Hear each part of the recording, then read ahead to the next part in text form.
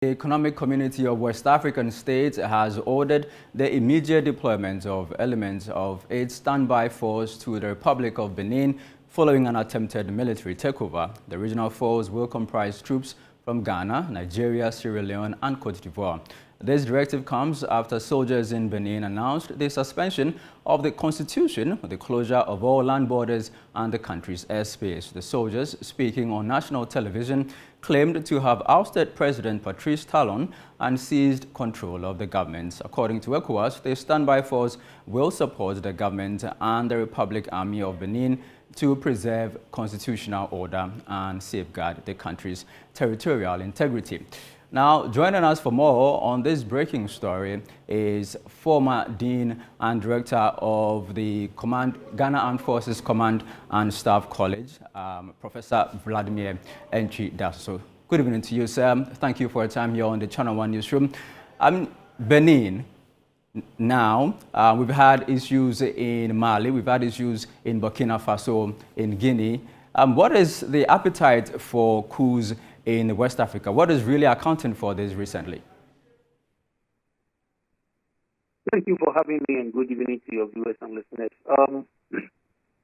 What is accounting for this? If you don't give a key to somebody else, you don't get an outsider to mess your house.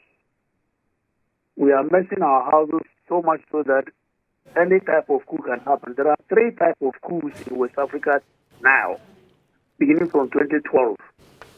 We have what I call the conspiratorial coups, where platoonists, and that's what has happened in Benin now. Some platoonists are angry with the system or having been antagonized by the system, would just gather together and try to, do something. And most of the time, these ones are very bloody. They happened in the 60s and 70s and supported so much by patrons, Cold War patrons, seriously, at that time. Now, the recent ones, state of coups we have been having are what I call the systemic coups. Okay. The system is imploding, like Mali, like Guinea, like Niger, like Burkina. And you have senior military officers knowing very well that they have to save the system, just get up and, some palace kind of coup. They just arrest the president and announce, and those ones at times there is no gunshot. Mm-hmm. If you see the Nigerian one, if you see the Malian one, there were no gunshots and the Gabon. So it's not just a question of people having appetite for coups. The third one, which is also very nasty, is constitutional coups, where civilians themselves make the coup. They reset the constitutional order to favor them. Ouattara is a typical example of that type of coup. And we seem to be very quiet about such type of coups. It is the most devastating, it is the most annoying of all kinds of coups. Just set the constitutional order and stay on.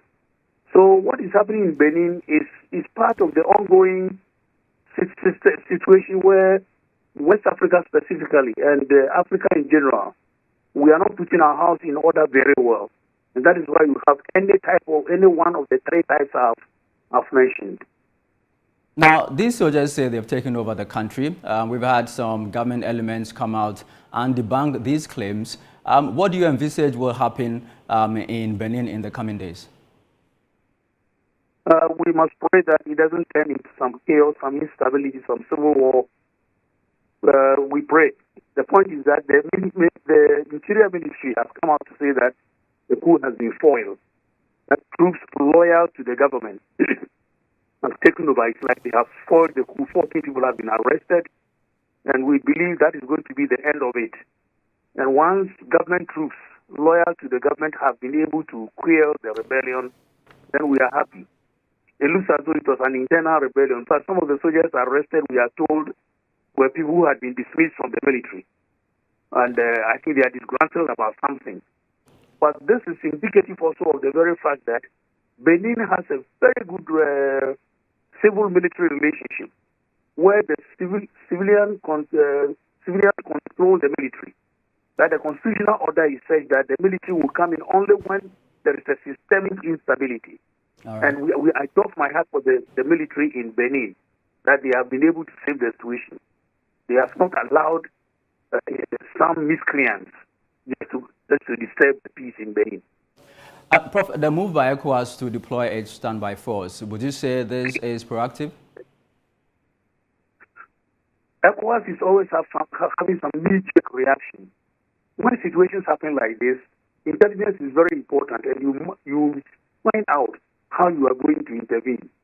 If any of the troops that are just being rushed to Benin, the Ghanaian contingent, let's assume that we have some casualties, serious casualties, involving some senior military officers, the repercussions back home will be very bad. It looks as though they are intemperate when it comes to the point where soldiers are interfering. We must look at how the situation is calming, or what we can do to calm the situation, rather than rushing our soldiers in. And are we saying this president will be sustained anytime? Do we really have the West African standby force well established with a commandeering order? We threatened Niger, we couldn't go. Now Benin, we say we're going, and we say it's made by troops of Ghana, Nigeria. If this can be sustained, but from where I sit, I can see a problem. Will we be able to command troops to Nigeria if it were happening in Nigeria? Somebody should answer that question. Would we dare to go and face the Nigerian army if they are trying to take over in Nigeria? We should be very careful the way we deal with things in Africa. We couldn't go to Ivory Coast when that constitutional order was being disturbed. Is it the situation where we protect our kind? Because Ouattara is a civilian, we protect our kind. There could have been a civil war in Ivory Coast the way it did in 2011. But we kept quiet. And we doffed our hats for him a fourth term in office, having tweaked the constitution. That's also a coup. Mm-hmm. So we should be very careful the precedents we are setting. All right. Prof, finally, before you go, if you had asked to advise the governments of, say, Ghana, Nigeria, some of these countries enjoying some level of constitutional stability, what would you say to them? We must respect the objective aspect of civil-military relationship. Objective civil-military relationship, where our constitutional order puts the military under civilian control, under parliamentary scrutiny, under public scrutiny, such that the role of the military is to defend the state at all times. What the Beninois military has done is to save the country, and that's what we should expect of our military. Civil-military relationship must be an objective one, all right, one in which the military is supervised by us.